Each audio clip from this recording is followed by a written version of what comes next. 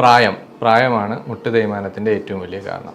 എന്തൊക്കെയാണ് മുട്ട് തേയ്മാനത്തിൻ്റെ ലക്ഷണങ്ങൾ? പിന്നെ കൂടുതലും പേഷ്യൻസിന് നമ്മൾ ഒരു തേയ്മാനം, ഇപ്പോൾ കാൽമുട്ടിന് വരുന്ന തേയ്മാനം കാൽമുട്ടിൽ മാത്രമായിരിക്കില്ല, ബാക്കി സന്ധികളെയും ബാധിക്കും.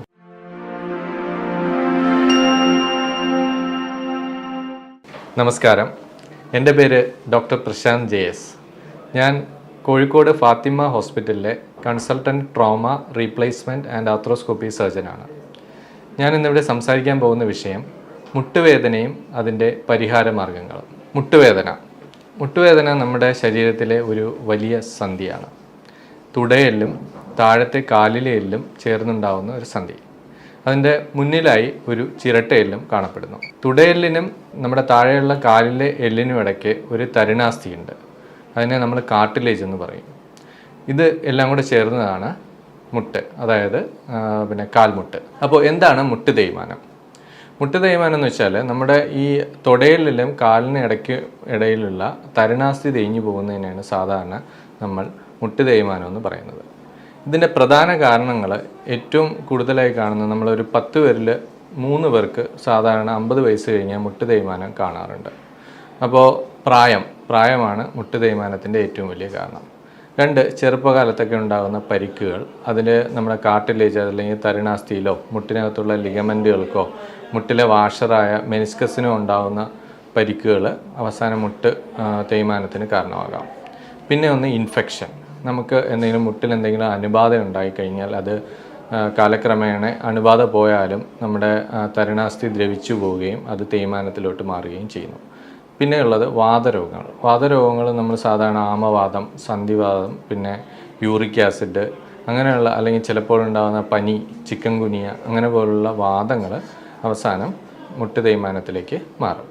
ഇങ്ങനെ 3-4 കാരണങ്ങളാണ് മുട്ട് തേയ്മാനം ഉണ്ടാക്കുന്നത്. ഇനി എന്തൊക്കെയാണ് മുട്ട് തേയ്മാനത്തിൻ്റെ ലക്ഷണങ്ങൾ? സാധാരണ എൻ്റെ OPയിൽ വരുന്ന രോഗികൾ ഞാൻ 3ആയിട്ട് തിരിക്കാറുണ്ട്. ഒന്ന്, അതായത് തുടക്കത്തിലുള്ള തേയ്മാനങ്ങൾ. സാധാരണ ഒരു 40 വയസ്സ് 50 വയസ്സിനിടയിലാണ് തുടക്കത്തിലെ തേയ്മാനം കാണുന്നത്. രണ്ടാമത് കുറച്ച് ഒരു മിഡിൽ ഷേപ്പിലുള്ള, അതായത് മിഡിൽ സ്റ്റേജിലുള്ള തേയ്മാനം. മൂന്നാമത് സിവിയർ ആയിട്ടുള്ള തേയ്മാനം. അപ്പോൾ ലക്ഷണങ്ങളെന്ന് വെച്ച് കഴിഞ്ഞാൽ ആദ്യത്തെ സ്റ്റേജിൽ നമുക്ക് ചെറിയൊരു വേദന, അത് കൂടുതലും ഡിമാൻഡിങ് ആക്ടിവിറ്റീസ്, അതായത് സ്റ്റെപ്പ് കയറുമ്പോൾ അല്ലെങ്കിൽ നിലത്തിരിക്കാൻ, നമ്മൾ നിലത്ത് എന്തെങ്കിലും ഇന്ത്യൻ ക്ലോസറ്റ് ആയാലും അല്ലെങ്കിൽ നമുക്ക് എന്തെങ്കിലും പ്രാർത്ഥന അങ്ങനെ എന്തെങ്കിലും നിലത്തിരിക്കേണ്ട സ്ഥിതി വരുമ്പോൾ എഴുന്നേൽക്കുമ്പോഴുള്ള വേദന. അത് കഴിഞ്ഞ് നമ്മൾ കുനിഞ്ഞ് ചെയ്യുന്ന, അതായത് വെയിറ്റ് എടുക്കേണ്ടി വരുന്ന ജോലികൾ ചെയ്യുമ്പോൾ ചെറിയ വേദന, അല്ലെങ്കിൽ കുറേ ദൂരം നടന്നതിന് ശേഷം നമ്മൾ പിന്നെ വരുമ്പോഴത്തേക്ക് ഉണ്ടാകുന്ന വേദന. ഇതെല്ലാം നമ്മൾ രാവിലെ അധികം വേദന ഉണ്ടാവില്ല, അവസാനം നമ്മൾ വൈകുന്നേരം അടുക്കുമ്പോൾ ജോലിയൊക്കെ ഇങ്ങനെ ചെയ്ത് കുറച്ചൊരു ക്ഷീണമാകുമ്പോഴാണ് ഈ വേദന കാണപ്പെടുന്നത്. അത് കഴിഞ്ഞിട്ട് രണ്ടാമത്തെ സ്റ്റേജിലേക്ക് ആകുമ്പോഴത്തേക്കും നമുക്ക് തുടക്കത്തിൽ തന്നെ, അതായത് നമ്മൾ ഒരു കുറച്ച് നേരം രാവിലെ കഴിഞ്ഞ് കുറച്ച് നേരം ജോലി എടുക്കുമ്പോൾ തന്നെ കാല് ചെറുതായിട്ട് വേദന തുടങ്ങും. അത് ഈ പറഞ്ഞ ഡിമാൻഡിങ് ആക്ടിവിറ്റി അല്ലാതെ കുറച്ച് ദൂരം നമുക്ക് ഒരു 1 കിലോമീറ്റർ താഴെയൊക്കെ നടന്നു തുടങ്ങുമ്പോൾ തന്നെ ഈ വേദന കാണാറുണ്ട്. അവസാനത്തെ സ്റ്റേജിൽ നമുക്ക് തീരെ നടക്കാൻ പറ്റാത്ത ഒരു സ്റ്റേജ്, നമ്മൾ നടക്കാൻ പറ്റാതെ വരിക, മുട്ട് വളയുക, തീരെ നമുക്ക് സ്റ്റെപ്പ് കയറാൻ പറ്റാതെ വരിക, നിലത്തിരിക്കാൻ പറ്റാതെ വരിക, കയറ്റം കയറാൻ പറ്റാതെ വരിക. ഈ സ്റ്റേജിൽ അവസാനമായി നമ്മൾ വീൽ ചെയറിലേക്ക് പോകുന്ന ഒരവസ്ഥ. അപ്പോൾ ഇതൊക്കെയാണ് നമ്മളെ ലക്ഷണങ്ങൾ. പിന്നെ കൂടുതലും പേഷ്യൻസിന് നമ്മൾ ഒരു തേയ്മാനം, ഇപ്പോൾ കാൽമുട്ടിന് വരുന്ന തേയ്മാനം കാൽമുട്ടിൽ മാത്രമായിരിക്കില്ല, ബാക്കി സന്ധികളെയും ബാധിക്കും. ചില പേഷ്യൻസിന് നട്ടെല്ലിന് തേയ്മാനം ഉണ്ടായിട്ട് നമുക്ക് കാലിലോട്ട് അതിൻ്റെ തരിപ്പും വേദനയൊക്കെ വന്നു കഴിഞ്ഞാൽ അത് ഡിസ്ക് തേയ്മാനം. പിന്നെ നട്ടെല്ലിനെ ബാധിക്കുന്ന ചില വാദങ്ങൾ, ഞാൻ നേരത്തെ സൂചിപ്പിച്ചതുപോലെ സന്ധിവാദം, ആമവാദം, ഇതൊക്കെ നട്ടെല്ലിനെയും ബാധിക്കാം. പിന്നെ ഉണ്ടാകുന്ന ഒരു തേയ്മാനമാണ് കഴുത്ത് തേയ്മാനം. നമ്മളെന്തെങ്കിലും കുറേ നേരം ജോലി ചെയ്യുകയോ, ഇപ്പോൾ കൂടുതലിപ്പം നമ്മൾ ഈ ഓൺലൈൻ ക്ലാസ്സുകൾ ഒക്കെ ഒരുപാട് അറ്റൻഡ് ചെയ്യുന്നവർക്ക് കഴുത്ത് തേയ്മാനം കാണുന്നുണ്ട്. അതുപോലെ തന്നെ നമ്മൾ ഈ കമ്പ്യൂട്ടർ വർക്കൊക്കെ ചെയ്യുന്ന IT ഫീൽഡ്, ബാങ്ക് ജീവനക്കാർക്ക് ഒരുപാട് പേര് നമുക്ക് കഴുത്ത് വേദനയായിട്ടൊക്കെ വരുന്നുണ്ട്. പിന്നെ നമ്മൾ ഇടുപ്പ് വേദനയും നമ്മളിപ്പം കൂടുതൽ ഇപ്പോൾ ഈ കൊറോണയ്ക്ക് ശേഷം അല്ലെങ്കിൽ നമ്മൾ വാക്സിൻ അസോസിയേറ്റഡ് ആയിട്ട് ചെറിയ ജോയിൻറ്റ് ആർത്രാൾജി, അതായത് ജോയിൻറ്റിൽ ചെറിയ നീര്, വേദന, ഒക്കെ ഇപ്പോൾ കാണുന്നുണ്ട്. അതുപോലെ തന്നെ നമ്മളെ ഹിപ്പിൻ്റെ ബോണിലോട്ടുള്ള രക്തോട്ടം കുറഞ്ഞിട്ടുള്ള ഏവിയൻ, അതായത് വാസ്കുലർ നെക്രോസിസ് കാണുന്നുണ്ട്. അങ്ങനെ പല രോഗങ്ങളും ഇപ്പം മുട്ടുവേദനയോട് അനുബന്ധിച്ച് കാണുന്നുണ്ട്.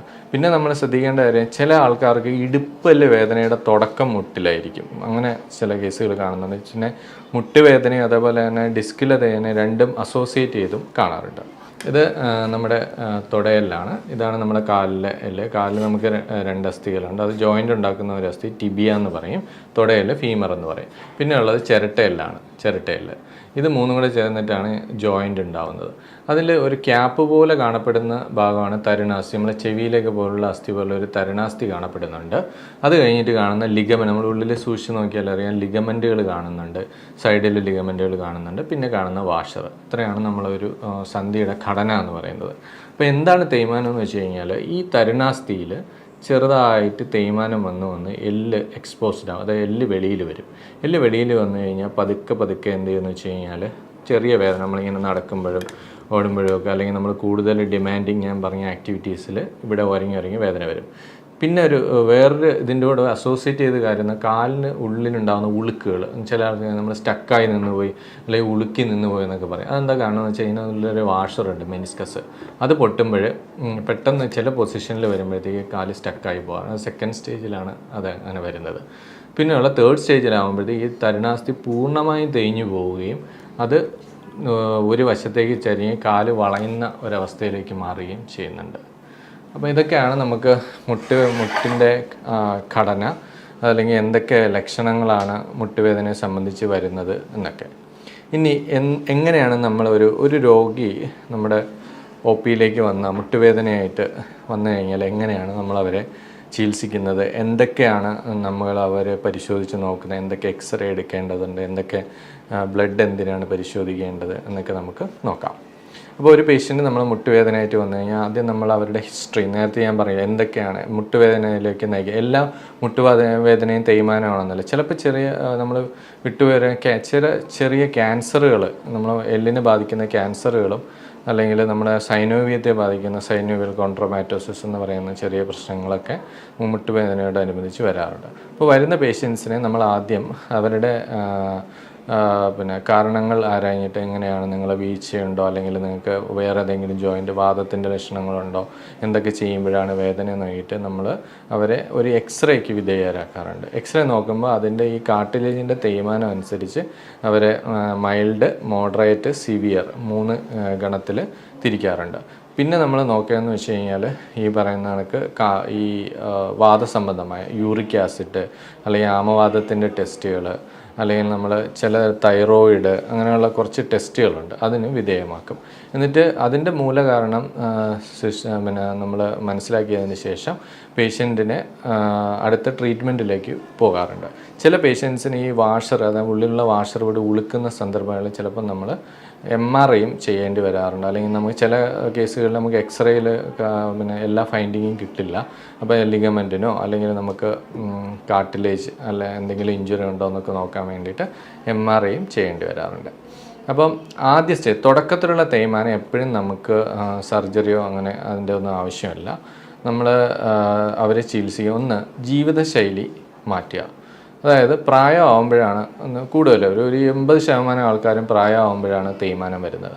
ജീവിതശൈലി എന്ന് പറഞ്ഞാൽ ഹൈ ഡിമാൻഡിങ് ആക്ടിവിറ്റീസ് ഒഴിവാക്കുക. അതായത് നിലത്തിരിക്കുന്നത് ഒഴിവാക്കുക, സ്റ്റെപ്പ് കയറുന്നത് എത്രയും നമുക്ക് കുറയ്ക്കാൻ പറ്റുമോ അത്രയും കുറയ്ക്കുക. അതേപോലെ തന്നെ കുനിങ്ങി ചെയ്യുന്ന ജോലിയൊക്കെ ചെയ്യുമ്പോൾ നമ്മുടെ വെയ്റ്റിൻ്റെ 5 ഇരട്ടി വെയിറ്റ് മുട്ടിനും 6 ഇരട്ടി വെയിറ്റിന് ഊരിക്കും വരും. അപ്പം അങ്ങനെയുള്ള കാര്യങ്ങൾ നമുക്ക് എത്രയും കുറച്ച് വയ്ക്കാൻ പറ്റുമോ അത്രയും കുറച്ച് വയ്ക്കുക. 2, ശരീരഭാരം കുറയ്ക്കുക. നമ്മളെന്തെങ്കിലും ചെറിയ എക്സസൈസുകളും പിന്നെ നമ്മുടെ ഡയറ്റ്, നമ്മൾ ഒരുപാട് ഓയിലി ആയിട്ടുള്ളതും അന്നജം അടങ്ങിയതും ഫാറ്റി ഫുഡൊക്കെ ഒഴിവാക്കി, ജങ്ക് ഫുഡൊക്കെ ഒഴിവാക്കി നമ്മൾ വെയിറ്റ് കുറച്ച് വയ്ക്കുക എന്നാണ് രണ്ടാമത്തെ കാര്യം. 3, മരുന്നുകൾ. നമ്മൾ ഈ മുട്ടുവേദന എപ്പോഴും ഇങ്ങനെ മഴ പോലെ വന്നു പോകുന്നത്. ആദ്യത്തെ തുടക്ക സ്റ്റേജിൽ കുറച്ച് നാൾ നമ്മൾ സ്ട്രെയിൻ ചെയ്യുമ്പോൾ വേദന ഉണ്ടാവും, റെസ്റ്റ് എടുക്കുമ്പോൾ കുറയും, പിന്നെയും സ്ട്രെയിൻ ചെയ്യുമ്പോൾ, അങ്ങനെ അതിൻ്റെ ഇൻ്റർവെൽ ഇങ്ങനെ കുറഞ്ഞു വന്നിട്ടാണ് നമ്മളതൊരു നിരന്തരമായ വേദനയായി മാറുന്നത്. അപ്പം ആ സമയത്ത് നമ്മൾ മരുന്നുകൾ ആവശ്യം, നമുക്ക് വേദന സംഹാരികൾ ഡോക്ടർ നിർദ്ദേശിക്കുന്ന പ്രകാരം കഴിക്കുക. ചിലപ്പോൾ യൂറിക് ആസിഡ് അങ്ങനെ വാദത്തിൻ്റെ മരുന്നുകളൊക്കെ കുറച്ച് കഴിക്കേണ്ടി വരും. പിന്നെ ഏറ്റവും പ്രധാനമായിട്ടുള്ള ഒരു കാര്യം എന്ന് പറഞ്ഞാൽ എക്സസൈസ് എന്ന് പറഞ്ഞു കഴിഞ്ഞാൽ നമ്മൾ സാധാരണയായ ഒരു ഇതെന്ന് വെച്ചാൽ നമ്മുടെ വെയിറ്റിൻ്റെ ഏകദേശം 60 മുതൽ 70% വെയിറ്റും എല്ല് കൂടെയാണ് പോകുന്നത്. നമുക്കൊരു ശരീരഭാരത്തിൻ്റെ നമുക്കിപ്പോൾ സന്ധികളിലൂടെ താഴോട്ട് ഭൂമിയിലോട്ട് പോകുമ്പോൾ എല്ലിൽ കൂടെയാണ് പോകുന്നത്. ബാക്കിയുള്ള 30% വെയിറ്റ് ബിയറിങ്ങും മസിലുകളാണ് ചെയ്യുന്നത്. അപ്പോൾ നമ്മൾ എന്താ ചെയ്യുന്നത് വെച്ച് കഴിഞ്ഞാൽ മസിലുകൾ ബലപ്പെടുത്തുമ്പോൾ എല്ലിനിടയിലുള്ള പ്രഷർ കുറച്ചുകൊണ്ട് തേയ്മാനത്തിൻ്റെ വേദന കുറയ്ക്കുക എന്നുള്ളതാണ്. അത് നമുക്ക് 2 രീതിയിൽ ചെയ്യാം. ഫിസിയോതെറാപ്പി എന്ന് പറഞ്ഞാൽ നമ്മൾ അവിടെ പോയിട്ട് ചൂടിൻ്റെയും അങ്ങനെയുള്ള അൾട്രാസൗണ്ട് തെറാപ്പി പോലുള്ള ചികിത്സകളുണ്ട്. അത് കഴിഞ്ഞ് ചുറ്റുമുള്ള കോർട്ടിസെപ്സ്, ഹാംസ്ട്രിങ് പോലുള്ള മസിലുകൾ ബലപ്പെടുത്താൻ വേണ്ടിയിട്ടുള്ള എക്സസൈസുകളും ചെയ്യുക. ഇങ്ങനെ ഒരു ഘട്ടം ചിട്ടയായി ഇത് ചെയ്യുന്നവർക്ക് ചിലപ്പോൾ നമുക്ക് പിന്നെ മരുന്നുകൾ പോലും ഇല്ലാതെ കൊണ്ടുപോകാറുണ്ട്. പിന്നെ നമ്മൾ കഴിക്കുന്ന ഒരു സാധനം എന്ന് വെച്ചാൽ തരുണാസ്ഥി ഉണ്ടായ ഒരാളെ ഗ്ലൂക്കോസമിനോ ഗ്ലൈക്കാൻസ് എന്ന് പറയുന്ന കുറച്ച് മരുന്നുകൾ നമ്മൾ കഴിക്കാറുണ്ട്. പിന്നെ സ്ത്രീകളിലും ഒക്കെ കൂടുതലും കാൽഷ്യം ഡെഫിഷ്യൻസി, കാൽഷ്യം കുറവുള്ള അസ്ഥിബലക്ഷയവും തേയ്മാനത്തിൻ്റെ ആക്കം കൂട്ടുന്ന ഒരു വസ്തുതയാണ്. അപ്പോൾ കാൽഷ്യം ടാബ്ലറ്റുകളും നമ്മൾ ഡോക്ടറുടെ നിർദ്ദേശപ്രകാരം കഴിക്കേണ്ടി വരും.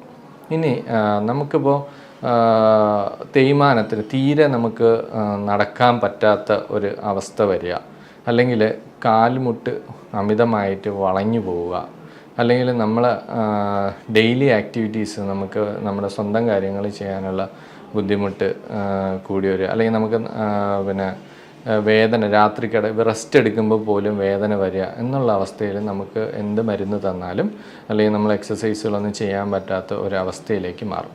ആ സമയത്താണ് നമ്മൾ സർജറിയെക്കുറിച്ച് ആലോചിക്കുക. അപ്പം മുട്ടുമാറ്റിവയ്ക്കൽ ശസ്ത്രക്രിയ എന്ന് പറഞ്ഞാൽ നമുക്കിപ്പോൾ ഒരുപാട് പിന്നെ കിംവദന്തികളും അല്ലെങ്കിൽ ഒരുപാട് പേഷ്യൻസിനെ അയ്യോ മുട്ട് മുഴുവനായിട്ട് അങ്ങ് മുറിച്ച് കളയുമോ എന്നൊക്കെ ചില പേഷ്യൻസ് വന്ന് നമ്മുടെ അടുത്ത് ചോദിക്കാറുണ്ട്.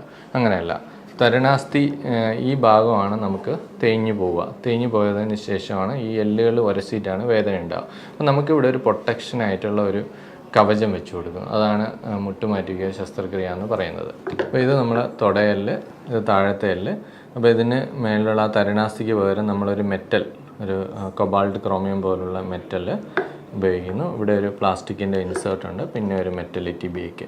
അപ്പോൾ ഒരു 3 മില്ലിമീറ്റർ മുതൽ 9 മില്ലിമീറ്ററുള്ള ഒരു ഭാഗം മുറിച്ച് കളഞ്ഞതിന് ശേഷം അവിടെ നമ്മളിത് വെക്കുന്നു. ഇതാണ് ഈ ഓപ്പറേഷൻ. അതുപോലെ തന്നെ നമ്മുടെ ഓപ്പറേഷന് ശേഷം നമ്മുടെ സ്വന്തം കാര്യങ്ങൾ ചെയ്യാനും നമുക്ക് വേദനരഹിതമായി നടക്കാനും കഴിയും. അപ്പോൾ ഞാൻ നേരത്തെ പറഞ്ഞ സങ്കീർണമായ വേദനകളുള്ള ഒരവസ്ഥയിൽ എത്തിച്ചേരുമ്പോൾ നമ്മൾ മുട്ടുമാറ്റി വയ്ക്കും. അപ്പോൾ എന്താണ് നമ്മൾ ഇതിന് വേണ്ടിയുള്ള തയ്യാറെടുപ്പുകൾ? നമ്മളതൊരു വളരെയധികം പ്ലാൻഡ് ആയിട്ടുള്ള ഒരു ഓപ്പറേഷനാണ്, എമർജൻസി ആയിട്ടുള്ള ഒരു ഓപ്പറേഷനല്ല. അപ്പോൾ നമ്മളൊരു പേഷ്യൻ്റ് വന്നു കഴിഞ്ഞാൽ പേഷ്യൻറ്റിന് നമ്മൾ ആദ്യം തന്നെ കാർഡിയോളജി, മെഡിസിൻ, അതേപോലെ തന്നെ നമുക്ക് എവിടെയെങ്കിലും അണുബാധകളുണ്ടോ, അതിപ്പോൾ നമ്മൾ ENT ആയാലും യൂറോളജിയോ അല്ലെങ്കിൽ പിന്നെ ഡെൻ്റലോ എന്തെങ്കിലുമൊക്കെ അണുക്കൾ ബാധ ഉണ്ടെങ്കിൽ അതൊക്കെ ചോദിച്ചിറങ്ങിയിട്ട് അതിൻ്റെ അണുക്കൾ ബാധയെല്ലാം മാറ്റി നമ്മൾ കാർഡിയോളജിസ്റ്റിൻ്റെ ഒരു ഫിറ്റ്നസ് മേടിക്കും, മെഡിസിൻ ഫിറ്റ്നസ് മേടിക്കും, അനസ്തേഷ്യ ഡോക്ടറുടെ ഫിറ്റ്നസ്സൊക്കെ മേടിച്ചിട്ടാണ് പേഷ്യൻറ്റിനെ അഡ്മിറ്റ് ആക്കി കഴിഞ്ഞാൽ നമ്മൾ ഒരു ദിവസം സർജറി ചെയ്യുന്നു. പിറ്റേ ദിവസം തന്നെ നമുക്ക് ഇവിടെ നമ്മളെ ഫാത്തിമ ഹോസ്പിറ്റലിൽ ചെയ്യുന്ന സർജറി വേദന കുറഞ്ഞ ഒരു സർജറിയാണ്. അപ്പോൾ അത് നമുക്ക് പുറകിലൂടെ ട്യൂബിട്ട് കണ്ടിന്യൂസ് മെഡിസിൻ തന്നിട്ട് 2 ദിവസം തീരെ വേദന ഒരു 90-95% സർജറിയുടെ വേദന ഇല്ലാത്ത രീതിയിലുള്ള ഓപ്പറേഷനാണ് ഇവിടെ ചെയ്യുന്നത്. പിറ്റേ ദിവസം തന്നെ നമുക്ക് നടക്കാൻ പറ്റും. 3ാമത്തെ ദിവസം തൊട്ട് ബാത്റൂമിൽ പോവാം, നമുക്ക് ടോയ്ലറ്റ് ട്രെയിനിങ് കാര്യങ്ങളും തരും. 6ാമത്തെ ദിവസം നമ്മളിവിടെ നിന്ന് സ്റ്റെപ്പൊക്കെ ഇറക്കിയിട്ടാണ് പേഷ്യൻ്റ് ഡിസ്ചാർജ് ചെയ്യുന്നത്. പിന്നെ 2 പ്രാവശ്യം നിങ്ങൾ ഹോസ്പിറ്റലിൽ വരേണ്ടി വരും. 2ാമത്തെ പ്രാവശ്യം വരുമ്പോൾ നമ്മളൊരു 15 ദിവസം കഴിഞ്ഞതിന് ശേഷം സ്റ്റിച്ച് എടുക്കും. ഇതിനിടയ്ക്ക് ഫിസിയോതെറാപ്പി ഉണ്ട്, എക്സസൈസുകളുണ്ട്. അത് നമുക്ക് വീട്ടിൽ ചെയ്യാവുന്നതുകൊണ്ട് ഇവിടെ വരുമ്പോൾ ഇവിടെ വെച്ച് ചെയ്യാവുന്നതുണ്ട്. പിന്നെ വേറെ കുറേ സംശയങ്ങൾ, നമ്മൾ ഇതിലിടുന്ന പിന്നെ എത്ര നാൾ നിലനിൽക്കും നോക്കണം. സാധാരണ നമ്മളൊരു 10 മുതൽ 15 വർഷം, ചിലപ്പോൾ 20 വർഷം വരെ ചില പേഷ്യൻസിന് കിട്ടാറുണ്ട്. ഓരോരുത്തരുടെ ഉപയോഗം അനുസരിച്ചിരിക്കും. സാധാരണ നമ്മൾ ഉപയോഗിക്കുന്ന അമേരിക്കൻ, ജർമ്മൻ മെയ്ഡ് സാധനം, പിന്നെ ഇംഗ്ലണ്ട് അവിടെ നിന്നൊക്കെ വിദേശ നിർമ്മിതമായ ഇതാണ് നമ്മളിവിടെ മുട്ടുമാറ്റി വയ്ക്കാൻ വേണ്ടി ഉപയോഗിക്കുന്നത്. പിന്നെ അവസാന സ്റ്റേജിൽ നമ്മൾ 1 മാസം കഴിഞ്ഞതിന് ശേഷം ഇവരെ മുറിവെല്ലാം ഉണങ്ങി നല്ലോണം എക്സസൈസൊക്കെ ചെയ്ത് ഒരു 3 മാസം വരെ നമ്മൾ ഫോളോ അപ്പിന് വരാൻ പറയാറുണ്ട്. അത് കഴിഞ്ഞാൽ സ്വന്തം ജീവിതത്തിലേക്ക് തിരിച്ചു പോവാം. അപ്പോൾ ഇതാണ് മുട്ടുവേദനയെക്കുറിച്ച് എനിക്ക് പറയാനുള്ളത്. അപ്പോൾ നിങ്ങൾക്ക് എന്തെങ്കിലും സംശയങ്ങളുണ്ടെങ്കിൽ താഴെയുള്ള കമൻറ്റ് ബോക്സിൽ കമൻറ്റ് ചെയ്യുക. സമയമനുസരിച്ച് ഞാൻ അതിന് റിപ്ലൈ ചെയ്യുന്നതായിരിക്കും. ഇനി മറ്റൊരു വിഷയവുമായി അടുത്ത പ്രാവശ്യം കാണാം. നമസ്കാരം.